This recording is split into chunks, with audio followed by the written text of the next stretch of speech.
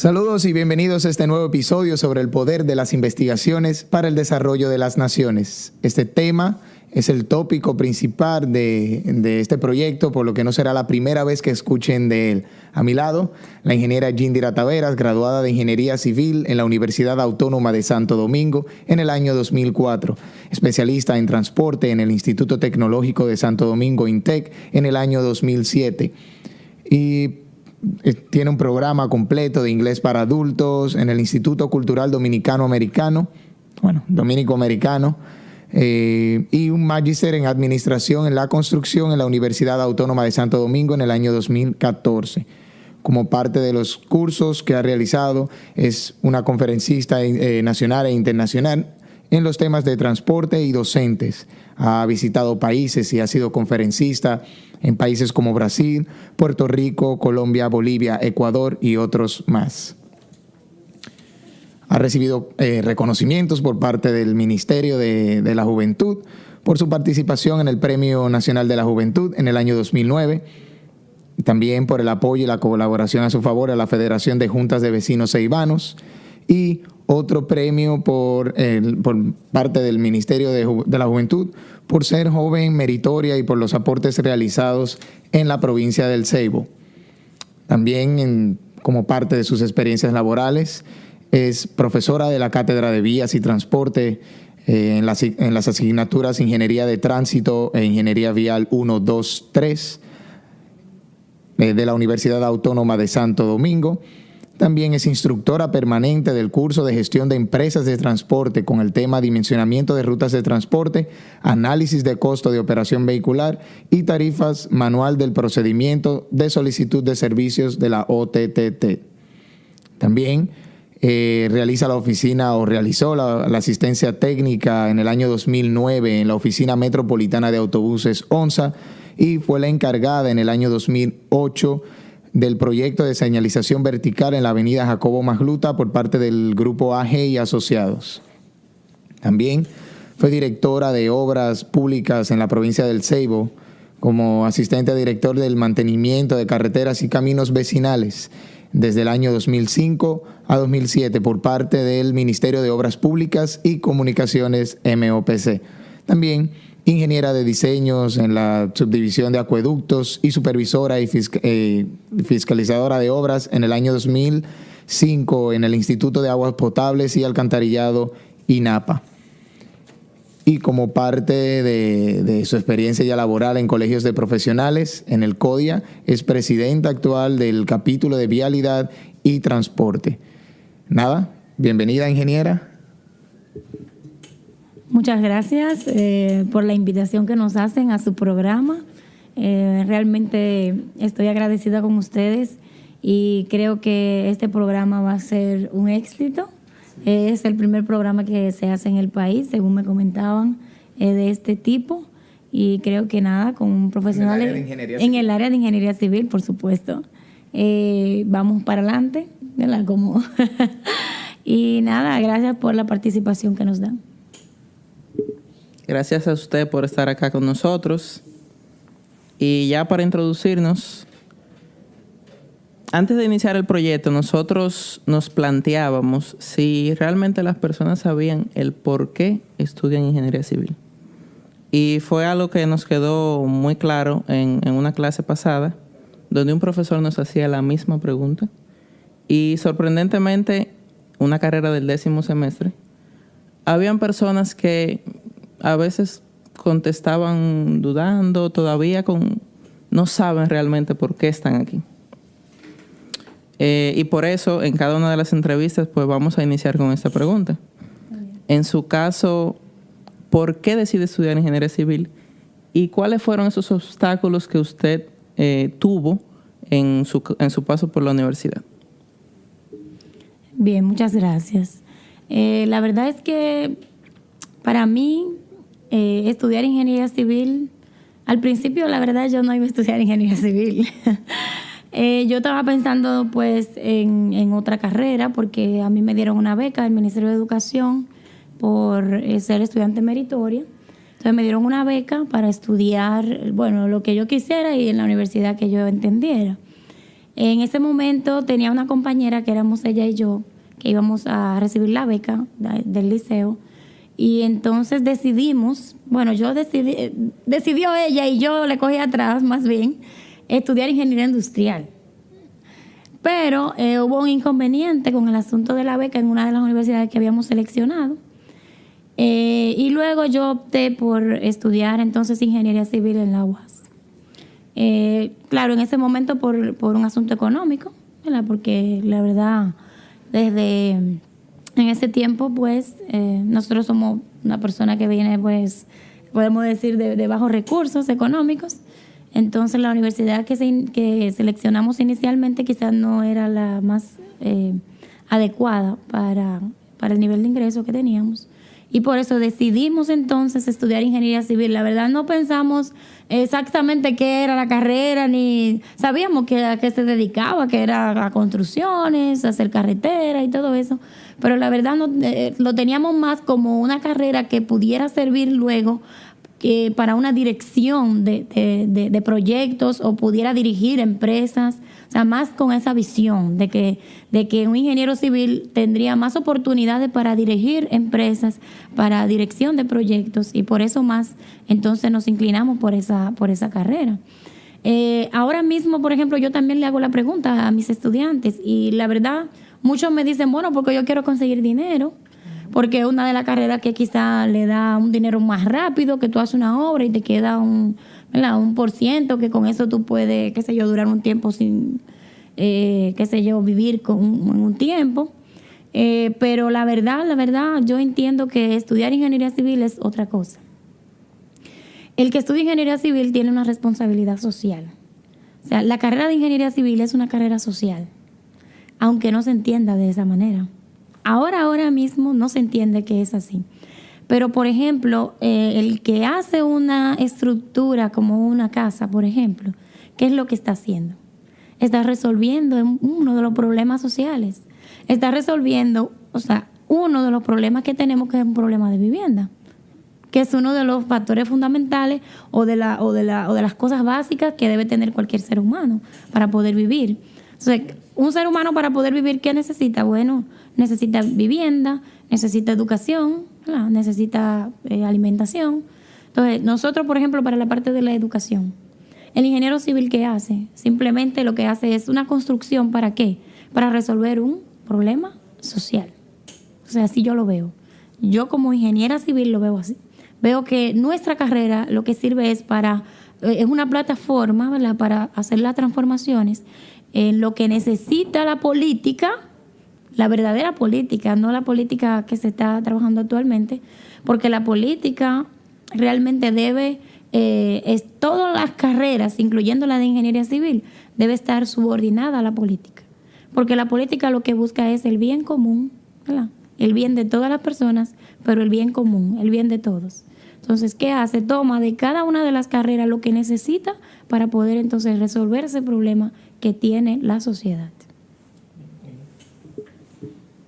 Bien, a raíz de las declaraciones de la directora general de la Oficina Nacional de Propiedad Industrial, ONAPI, Sandy Lockwood, en donde nos revela que en el país solamente se han registrado 14 patentes y de ellas el 90% son patentes internacionales o extranjeras, por así decirlo. Entonces, ¿considera usted que hace falta una cultura de investigación en nuestro país? Bueno, la verdad es que te digo que sí, rotundamente. Mira, yo como he viajado a otros países, yo me introduzco mucho en las universidades de otros países también. He hecho un trabajo, por ejemplo, en la Universidad Autónoma de Santo Domingo, de chequear, por ejemplo, los presupuestos que tienen cada una de esas universidades para compararlo con nuestra universidad. También en la parte de cuántos profesores tienen, cuántas investigaciones tienen, y la verdad es que nosotros como país completo tenemos que trabajar en una cultura de investigación, que realmente tuviéramos un registro de investigadores en el país como lo hay en otros países, pero una red nacional de investigadores. Es decir, no es solamente que una universidad investigue, no quiere decir eso, es que el país tiene una red de investigadores que investigan ¿qué? Bueno, investigan si tenemos una estrategia nacional de desarrollo hasta el 2030. Entonces nosotros vemos qué nosotros necesitamos investigar para nosotros focalizar, por ejemplo, los recursos hacia lo que necesita realmente, por ejemplo, un punto focal o un tema específico. Por ejemplo, vamos a hablar del tema de transporte, que es uno de los temas, ¿verdad?, que yo más trabajo. Entonces, por ejemplo, en el tema de transporte, si nosotros nos dedicamos a la investigación en el tema de transporte, entonces nosotros pudiéramos saber realmente o específicamente hacia dónde nosotros debemos dirigir los recursos para entonces mejorar la calidad del servicio. Si nosotros no sabemos ni siquiera cuánto tenemos, ni siquiera cuántos choferes tenemos, no sabemos ni de qué familia vienen, ni cuántos hijos tienen. O sea, nosotros no sabemos nada sobre esos ciudadanos, sobre esos choferes, en este caso ya un trabajo como tal. Entonces, ¿cómo nosotros podemos desarrollar una política hacia ellos si nosotros ni siquiera sabemos cuántos son, ni cómo viven, ni qué necesitan? Eso es una sola cosa. Por ejemplo, las vías. Ahora mismo nosotros estamos trabajando un proyecto en la universidad que es haciendo unas investigaciones con los estudiantes sobre lo que es la evaluación de la seguridad vial en las vías. Claro, lo primero que debemos tener realmente es un registro nacional de todas las vías y de las condiciones en las que en lo que están las vías. Por eso le digo de las investigaciones. Ya nosotros deberíamos tener un sistema integrado con todas las informaciones debidas sobre el sistema vial de nuestro país. Entonces estamos haciendo esta investigación del análisis de la seguridad vial en todas las carreteras. Tenemos más de 25 tramos que estamos investigando.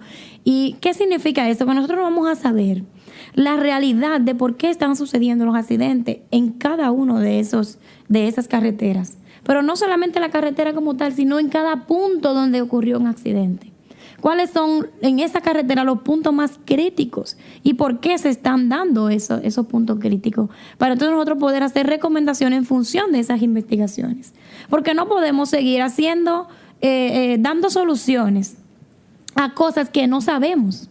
Simplemente porque es una cosa general que uno ve que se da, pero nosotros no sabemos específicamente qué es lo que necesita cada tramo y cada punto. Entonces no es simplemente agarrar una solución y decir, bueno, vamos a hacer un programa de capacitación. Pero ¿sobre qué es el programa de capacitación? El programa de capacitación debe venir enfocado a los resultados de esa investigación. ¿Por qué? Porque si es, por ejemplo, como nos ha dado los resultados, de que, por ejemplo, en el país el 90% de los motores o los motociclistas no usan casco, ¿verdad? De casco protector. Pues entonces vamos a enfocarnos en los cascos protectores, en esa demarcación donde está pasando la situación. Entonces realmente entendemos también, por ejemplo, que el gobierno como tal, el gobierno central nacional, debe hacer una alianza estratégica con las universidades, como lo es en todos los países del mundo. En la mayoría de los países, las universidades son el apoyo, el punto soporte para el gobierno. El gobierno dice, yo quiero desarrollar tal política. Entonces, ¿qué hacen las universidades? Investigar en esa dirección, en la dirección que va el gobierno. Si quieren trabajar en esta estrategia o en este eje, pues entonces vamos a investigar en ese eje y vamos a entonces ejecutar todo lo que son las soluciones o vamos a aportar los recursos sobre ese eje. Más o menos algo. Sí. Bien. Dentro del desarrollo de una investigación, se debe indagar, se debe leer, se deben hacer estudios. Y hasta cierto punto el investigador puede tener una conexión muy amplia con el tema que investiga, pero ¿quiénes son realmente los beneficiados de una investigación y quiénes pueden investigar? Porque hay que tener un dominio del tema para saber dónde buscar y qué buscar. Bien, regularmente en las investigaciones se trata de tener un equipo multidisciplinario, atendiendo al tema específico de que se trate. ¿Por qué? Porque no hacemos nada tampoco con empezar a hacer una investigación sin usted saber ni siquiera cuál es el resultado que va a obtener y ni para qué está haciendo la investigación. Lo primero es usted tener entonces una visión hacia dónde es que usted quiere llevar esa investigación. Y al final, ¿qué es lo que usted va a sacar de esa investigación? O sea, ¿para qué es? ¿Cuál es el motivo de la investigación? ¿Cuál es el planteamiento? Por ejemplo, regularmente lo hacemos a través de problemas. O O sea, ¿cuál es el planteamiento del problema? ¿Cuál es el problema por el cual nosotros tenemos que hacer esa investigación? Entonces, lo primero es plantearse cuál es el problema fundamental. Entonces, después que ya usted tiene cuál es el problema, entonces vemos entonces, bueno, ya yo tengo el problema es este y este y este. Buscamos entonces cuáles son los objetivos que nosotros vamos a trazarnos a partir de ese problema. ¿Qué tú quieres transformar de eso? O sea, yo tengo un problema de seguridad vial en el país. Ok, entonces, ¿cuáles son los objetivos que tú vas a lograr cuando hacer esa investigación? Entonces tú dices, bueno, con esta investigación yo lo que busco es, por ejemplo, reducir la mortalidad en los jóvenes que son de 15 a 20 años, por ejemplo. Claro, toda investigación debe enfocarse, porque si tú entonces trabajas la investigación y lo haces en un nivel demasiado amplio, pues entonces es muy posible que no llegue realmente el resultado que tú esperas. Entonces, regularmente uno lo que hace es que se enfoca en tiempo, en calidad, o sea, te enfocas en algo, te encierras en qué es exactamente lo que tú vas a investigar. Entonces, seguimos el proceso. Por ejemplo, trabajamos con una metodología de investigación. Vamos a ver si es encuesta lo que vamos a hacer. Entonces, si es encuesta, pues vamos a ver entonces cuántas muestras realmente son representativas. Entonces, utilizamos ahí la estadística. O sea que, como te dije, es multidisciplinario. Ahí tú tienes el técnico real del tema, pero también tú tienes personas que sean estadísticos, que sepan de estadística. Regularmente se necesita la estadística para todo. O sea, tienes que saber exactamente cuál es la muestra que es realmente representativa, cuáles son los métodos que tú vas a utilizar para hacer esas investigaciones. O sea que realmente, como te digo, es multidisciplinario el trabajo.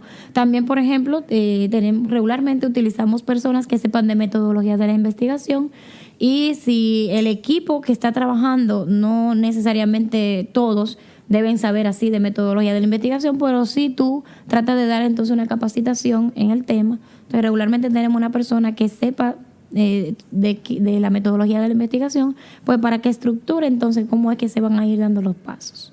Si tú no sabes de metodología de la investigación, pues lamentablemente no vas a poder investigar, a menos que no seas parte de una investigación, ya como técnico o como otro tipo de personal.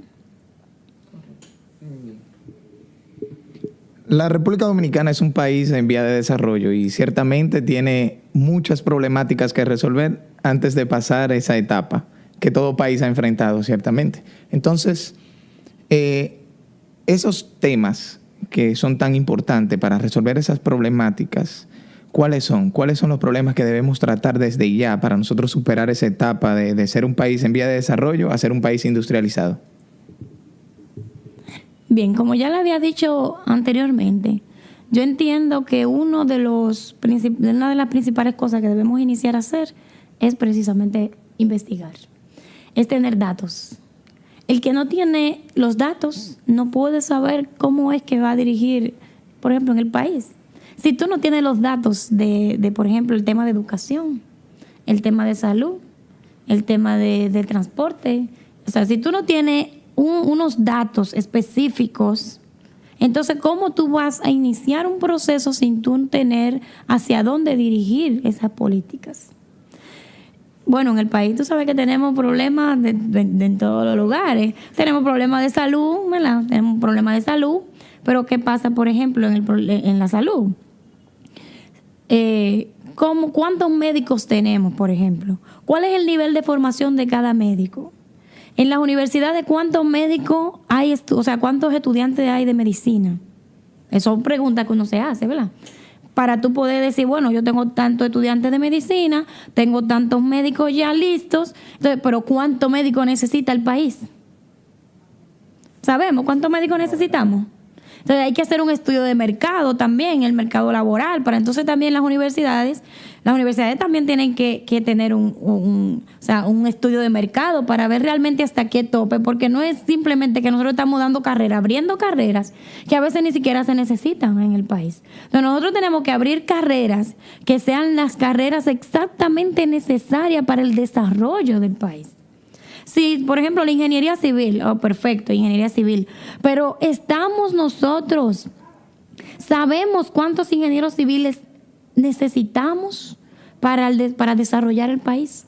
Saben las universidades hasta qué tope pueden abrir la carrera de ingeniería civil? ¿O estamos simplemente tirando profesionales a la calle sin nosotros saber si esos van a trabajar o no van a trabajar porque hay mercado o no hay mercado laboral? Entonces, esas son una de las preguntas que nosotros debemos hacernos sobre el desarrollo del país. Es todo un engranaje, todo tiene que ser integrado. No podemos seguir trabajando cada quien por su lado, cada área trabajando indistinta, como si la otra no existiera, como islas. No, debemos entonces integrar todo y ver entonces qué es lo que necesita el país realmente respecto al recurso humano que necesita, por ejemplo. Entonces, vamos a dirigir, necesitamos tal recurso humano, pues entonces si necesitamos ese recurso humano, vamos a capacitar ese recurso humano en lo que se necesita específicamente para el desarrollo de tal cosa, ya sea de zona franca, ya sea para desarrollar, la educación. Ahora que estamos hablando del tema de educación, que tenemos el 4% de educación, pero ¿qué está pasando con el 4%? Que los recursos nunca van a ser suficientes si realmente usted no sabe hacia dónde usted va a dirigir esos recursos. Entonces, ¿a dónde vamos a dirigir los recursos? ¿Qué queremos? ¿Cuál es el país que queremos en materia de educación? Bueno, tenemos la Estrategia Nacional de Desarrollo que dice, bueno, queremos esto. Queremos llegar a hacer esto. Entonces, vamos a ir paso a paso. Vamos a ver. Bueno, queremos ser un país donde el 80% sea persona, o erradicar el analfabetismo, por ejemplo, como se están trabajando ahora proyectos. Pues entonces vamos a ver, entonces, ¿qué es lo que necesitamos para eso? Bueno, necesitamos tantos maestros, y esos maestros tienen que tener una capacitación en esto y en esto. ¿La existe en el país? ¿Existe esa capacitación?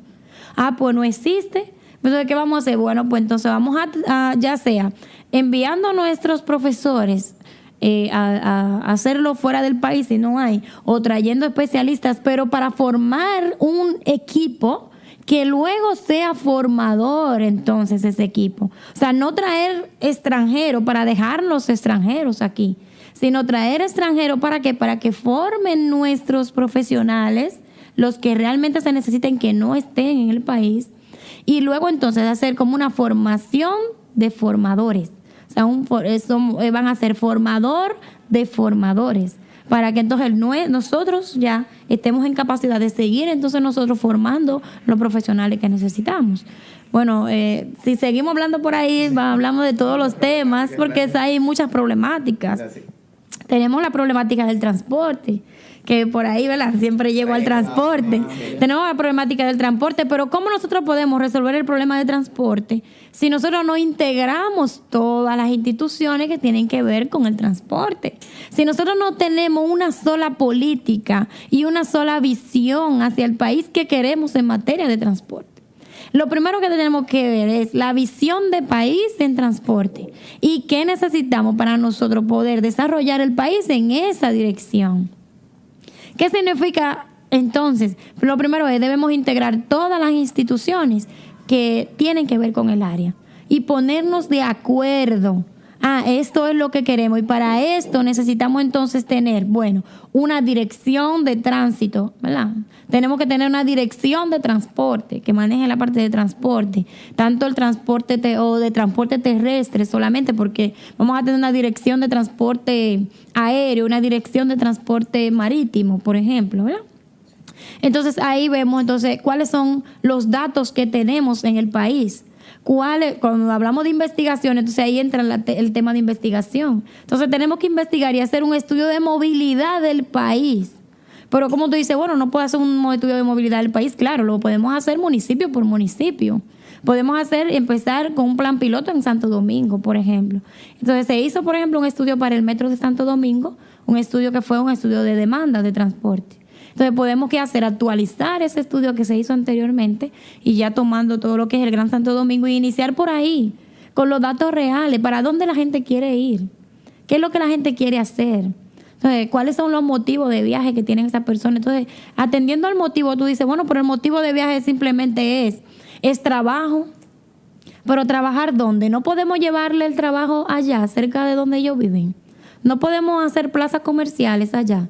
No podemos, todo lo que se necesita, por lo cual ellos pueden viajar, vamos a ver cómo se lo ponemos más cerca y así trabajamos una mejor movilidad. Pero si no tenemos estudios, no sabemos para dónde que la gente quiere ir, no sabemos qué es lo que la gente hace, Entonces es imposible que nosotros podamos tomar decisiones si no tenemos datos. Entonces lo primero que hay que hacer también es un registro nacional tanto de vehículos, ¿verdad?, como de los conductores, el perfil el perfil físico y psicológico de esos conductores, porque aunque no todo el mundo puede manejar, todo el mundo no puede manejar, tenemos que tener el perfil psicológico de ese conductor y dónde está ubicado ese conductor para cualquier cosa. Entonces, tenemos que tener ese registro total de todo lo que es transporte en la República Dominicana. Entonces, si no tenemos eso, ¿cómo podemos desarrollar el país? No podemos. Porque cada quien toma una decisión. Ahora mismo como estamos, se toma una decisión ahora con una vía, por ejemplo, y ya mañana hay otra institución que también toma otra decisión con esa vía. Entonces, ¿qué se hace? Una pérdida de recursos. Porque de las dos instituciones la primera ya perdió el recurso que utilizó ahí y la segunda también posiblemente lo va a quitar porque viene una tercera y también quiere hacer otro proyecto. Es imposible, el país no se puede desarrollar si todo el mundo piensa indistintamente, debemos pensar todo en una sola dirección. En su carrera ha tenido la oportunidad de realizar investigaciones o de participar en el proceso. ¿Cuáles han sido los temas que se han abordado y qué soluciones se han planteado? Bien, las investigaciones que he participado regularmente han sido en el área de transporte. También, ¿qué está pasando con la ingeniería civil? Porque nosotros, las universidades, perfecto, deja que los estudiantes entren, pero ¿qué está pasando? La carrera está subiendo, o sea, hay más personas que se inscriben ahora en estas. ¿Cómo ha venido desarrollándose? Tengo un estudio que trata de 14 años de ingeniería civil, o sea, de las inscripciones de los estudiantes en las universidades. Iniciamos con la Universidad Autónoma de Santo Domingo por poseer el 50% de la matrícula de educación superior. Como tienen el 50% de la matrícula de educación superior, inicié la investigación en la UAS. Entonces, buscando los datos estadísticos de todas las inscripciones, o sea, la matriculación de estudiantes en la carrera de ingeniería civil específicamente, en 14 años, o sea, viene bueno, estamos en el 2016, entonces vamos a contar 14 años atrás, en el 2002. Iniciando en el 2002, entonces tengo todos los datos ya tabulados, ya la investigación yo la terminé, ya la que es de la UAS. Vemos como, por ejemplo, la carrera de ingeniería civil está decreciendo la matriculación. O sea, ya los estudiantes, lo que se está haciendo es que ya no se están inscribiendo tanto en la carrera de ingeniería civil. Están prefiriendo carreras que sean más técnicas y más rápidas para conseguir trabajo, para que sean más rápidas. Como por ejemplo hotelería, contabilidad, ese tipo de carreras que son las que están en primer lugar. Entonces, tenemos que revisar entonces qué está pasando con la ingeniería civil en el país. ¿Es porque no se necesitan ingenieros civiles que no se están inscribiendo? Es muy posible que se necesiten muchos ingenieros civiles. Porque para el área de transporte, ¿cómo nosotros podemos desarrollar el área de transporte si no tenemos técnicos? Entonces hay que desarrollar cómo. Entonces todos esos estudiantes nosotros tomarlos y capacitarlos en esa área específica. Entonces no es que no se necesitan ingenieros civiles. Es que quizás ahora mismo no se está viendo la necesidad, no se está viendo la necesidad porque tal vez el problema no se está enfocando de la manera correcta. Entonces esa investigación, una de las cosas que arrojó fue esa, de que está decayendo. Otra de las cosas que arrojó a nivel internacional es que, por ejemplo, la carrera de ingeniería civil, lo que se está trabajando ahora más es la parte de la dirección de proyectos. O sea, ya las materias no son tan en el área técnica per se. ¿Por qué? Porque ya un técnico en ingeniería puede hacer, por ejemplo, con los software que hay actualmente, te puede diseñar una carretera ya, un técnico.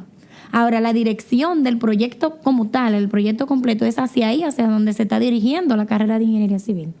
Ahora hay que incluir dentro de los pensum lo que es la asignatura de dirección de proyectos y todo lo que tiene que ver con el área de impuestos, o sea, el área impositiva, ya trabajando en esa dirección de gerencia de proyectos y administración de proyectos.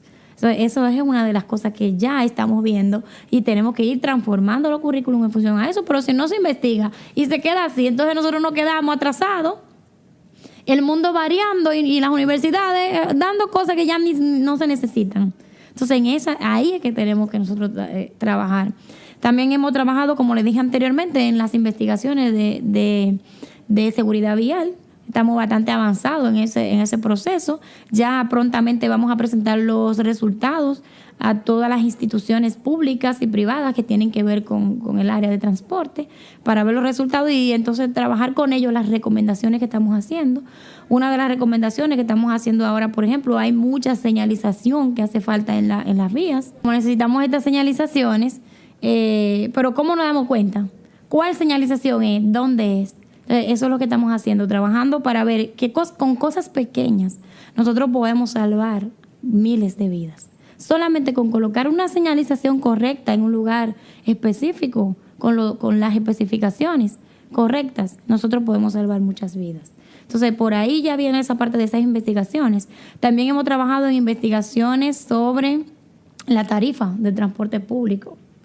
Hicimos un estudio en ese momento estuvimos como directora del departamento de registro de la Oficina Técnica de Transporte Terrestre. Entonces ahí trabajamos lo que fue un censo nacional de choferes, de vehículos. O sea, hicimos un software. Ese software se llama un sistema integrado de sistema de información en gestión de transporte terrestre, donde entonces ahí, a partir de esos datos, es que se están trabajando algunas políticas, como por ejemplo los subsidios de bono diésel, bono gas, en función a la cantidad de unidades que realmente tienen esas empresas. Pero si no hubiésemos tenido ese censo, los transportistas hubiesen podido decir que ellos tenían más unidades que las que realmente quizás tenían o lo que sea. Por eso es que el gobierno tiene que tener sus propios datos, tiene que tener todos los datos correctos. Entonces trabajamos en ese censo.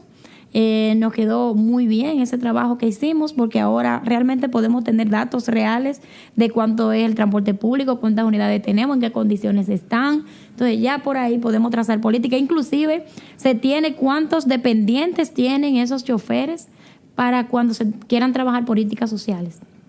Como por ejemplo los seguros, ¿verdad? Seguro médico y todas esas cosas que pueden también venir por ahí, pero si no sabemos cuánto tenemos, pues es imposible nosotros hacer algún tipo de política.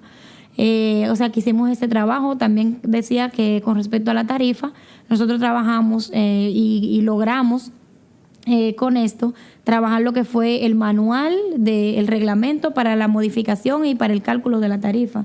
Se hizo un estudio de ascenso y descenso en la mayoría de las rutas del país, donde nosotros trabajamos también en qué tarifa tienen actualmente y a partir de 10 años, 15 años atrás, cómo viene cambiando la tarifa, por ejemplo.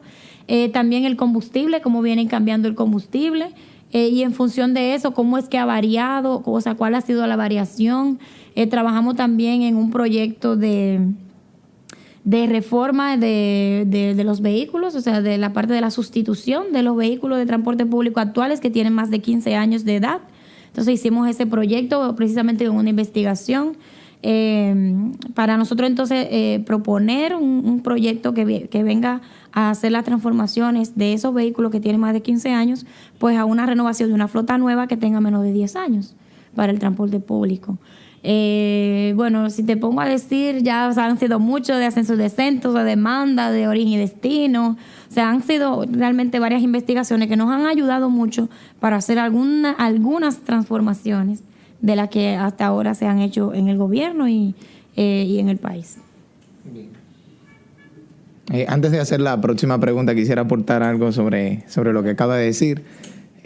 No es un problema nacional, es un problema regional. En Latinoamérica el problema de los estudiantes de la ingeniería y la ciencia han disminuido bastante. Y eso lo demuestra el escritor Andrés Oppenheimer en su libro Basta de Historia, en donde demuestra que la mayoría de los estudiantes en Latinoamérica se van al lado de la historia, al lado de tal vez la economía, cosas que tengan que ver en sí con la parte social. Es importante, pero los países desarrollados nos han demostrado que cuando los estudiantes o la mayor parte de su matriculación es en el área de ingeniería y ciencias, pues se desarrollan. Un ejemplo de eso está Singapur, está la India, que aunque no es un país desarrollado completamente, sí arroja los mejores ingenieros en materia de sistemas y otras áreas de la ingeniería. Bien, también del mismo autor, hace unos días terminé de leer el libro Crear o Morir, en donde nos dice que Latinoamérica tiene políticas que reprimen el fracaso.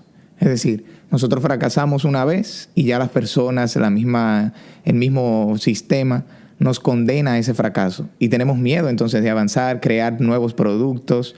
Entonces se plantea la pregunta, ya lo decíamos en la introducción del podcast, que ¿por qué no ha nacido en Latinoamérica un Steve Jobs? ¿Por qué no ha nacido un Mark Zuckerberg, el de Facebook? ¿Por qué no ha nacido otra persona que innove en el ámbito de la ciencia, de la tecnología, por así decirlo, en las redes sociales, como lo fue Mark Zuckerberg? Entonces, vivimos analizando todo eso. Nosotros vivimos en una región, no me voy a referir al término región porque no solamente es el país, y tenemos amigos de México, ¿cierto, Oliver? Venezuela, Colombia, que nos están siguiendo en la red. Entonces ellos también están interesados en qué está pasando en sus países. Entonces, vivimos en una región en donde nos exigen 5 años de experiencia, pero debemos ser estudiantes y tener 20 años, 22 años, en un caso hipotético, por así decirlo. Entonces, no hay un interés en buscar, escuchar a ese joven, en escuchar lo que pueda decir la universidad, lo que pueda arrojar en sus investigaciones. Entonces, ¿qué usted considera que cómo nosotros debemos orientar eso para que las instituciones comiencen a interesarse por ese material joven que se está capacitando, pero cuando sale no encuentra un campo de aplicación en eso que aprendió? Yo creo que todo lo que hemos dicho anteriormente cae perfectamente a responder a algunas de las cosas. Pero ahora estamos trabajando en lo que es que el joven emprenda, que sea un joven emprendedor, es decir, que pueda trabajar sus propios proyectos, o sea, que todo lo que tenga como idea lo pueda lograr a través del emprendedurismo. Y la verdad es que nosotros como país deberíamos apoyar esta iniciativa de que los jóvenes sean emprendedores, de que nosotros vayamos a la universidad no solamente a escuchar a un profesor o algo así, sino a desarrollar nuestras capacidades y a buscar herramientas que nos ayuden a esas ideas que nosotros tenemos, entonces mejorarlas siempre. Entonces, yo entiendo que las universidades ahora, en este momento, es el mejor momento para que introduzcan lo que estamos hablando ahorita, del tema de la dirección de proyectos y que los estudiantes no se vean como simples empleados de una institución o de una empresa. Ahora yo me atrevo a decir que la mayoría de las universidades se está trabajando en función de que los jóvenes sean empleados de alguien. Porque tienen que enseñarnos a pensar como director de proyectos, como director de nuestros propios proyectos y de nuestras propias ideas. Entonces, así yo entiendo que pueden hacer un Steve Jobs. ¿Por qué? Porque te van a dar todo el apoyo para tu idea. Porque cómo se han desarrollado esos países y cómo han desarrollado, por ejemplo, o cómo esas personas se han desarrollado precisamente porque ellos mismos primero no han dejado que nadie primero pisotee su idea, no han dejado que su idea caiga en el vacío. Claro, la verdad es que la sociedad en que vivimos ayuda a que eso, desde que tú tienes una idea y el otro te dice no, es que eso no va para parte, y que ya ahí se cae la idea, pues entonces también uno debe mantenerse, debe ser firme muchas veces con las ideas que tenemos y no permitir exactamente, y no permitir tampoco que experiencias de otros que han sido malas experiencias pues nos toquen, porque entonces nos transforman sin ni siquiera uno haber iniciado el proceso de la idea que tiene en la cabeza. Yo entiendo que sí, que a la juventud hay que darle la oportunidad. Yo como maestra te puedo decir eso, porque yo como maestra sí he sabido sacar de los estudiantes lo que realmente son. Somos un ejemplo. Lo que realmente son, porque es que tú tienes que darle la oportunidad de que ellos mismos se puedan desarrollar, de que ellos mismos puedan construir su propio conocimiento. No quiere decir que usted se va a sentar, ¿verdad? Ni que va a dejar que ellos hagan, no. Es ayudarlo, es ser facilitador para que ellos logren y se vean y sientan que realmente ellos pueden hacer algo. Eso yo entiendo. Siempre será un placer hablar con usted. Pero antes de finalizar, quisiéramos que nos dé algún consejo sobre cómo triunfar o cómo seguir adelante en la universidad, en el ámbito profesional, en la vida, lo que a usted le parezca. Bien, una de las cosas que yo siempre hablo con mis estudiantes, porque yo creo que el aula es un lugar. Yo tengo 60 estudiantes en un aula. ¿Qué significa tener 60 estudiantes en un aula? Tú tienes 60 jóvenes. 60 jóvenes que tienen sentimientos y que 60 jóvenes que son de la sociedad. Entonces, ¿qué tú tienes que hacer? Aprovechar esas oportunidades y ser multiplicador de cosas buenas. Yo crecí y me criaron mi mamá, que le agradezco mucho, bajo lo que son los valores, que ahora mismo está perdiendo en la sociedad lo que son los valores.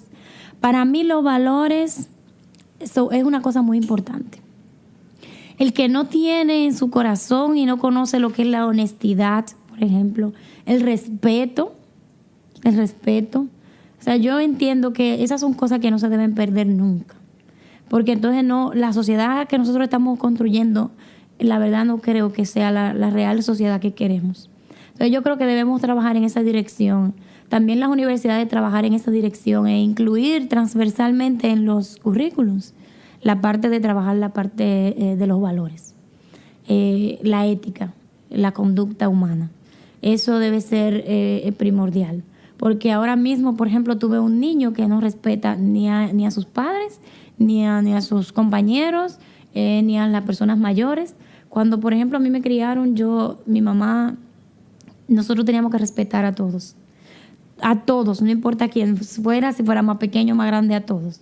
Entonces eso a mí me ha ayudado mucho y yo sé que a mis hermanos, por ejemplo, también nosotros este arraigo, ser personas éticas todo el tiempo, donde quiera que vamos, somos personas que todo el mundo tiene que hablar de los valores que tenemos. Y ahora mismo es muy difícil en la sociedad que tenemos. Entonces yo creo que debemos ser firmes en eso y debemos trabajar en la dirección de retornar esa parte de la moral, de la cívica. Eso nos ayudaría bastante como sociedad. Entonces, ustedes, ¿verdad? Como futuros ingenieros, a los estudiantes también se lo digo, tanto para sus hogares, ¿verdad? Normales, sus casas, sus comunidades, que siempre sean personas correctas y que trabajen siempre en función de los valores. Gracias. Incluso en el episodio pasado hablábamos de la llamada del ingeniero en el segmento de la máquina del tiempo, en donde hablábamos de que era como una celebración que se hacía en Canadá, ya se ha extendido a otros países, que se le daba un anillo al ingeniero, se lo ponía en el dedo meñique de su mano, con la mano que escribía, si era diestro, si era zurdo. Cada vez que iba a firmar un contrato, el ingeniero arrastra ese anillo y se da cuenta del compromiso al que se comprometió, valga la redundancia, desde el momento en que se graduó. Así que es algo muy importante, no es la primera que lo dice, el ingeniero Omar Segura también se refirió a ello. Y nada, le damos las gracias por formar parte de este equipo. Ella, la ingeniera Yindira Tavera, ha sido una de las que más ha aportado al desarrollo de este podcast y sé que así seguirá siendo, ¿cierto? Así es, siempre. Bien, sin duda alguna no es la primera vez que la vamos a ver aquí, la vamos a ver muchas veces en las presentaciones de los diferentes resultados de sus investigaciones de cualquier tema que quiera hablar. Y nada, la esperamos por aquí nuevamente. Esperamos que a ustedes les haya gustado este episodio. Y esto ha sido todo por hoy. Hasta la próxima.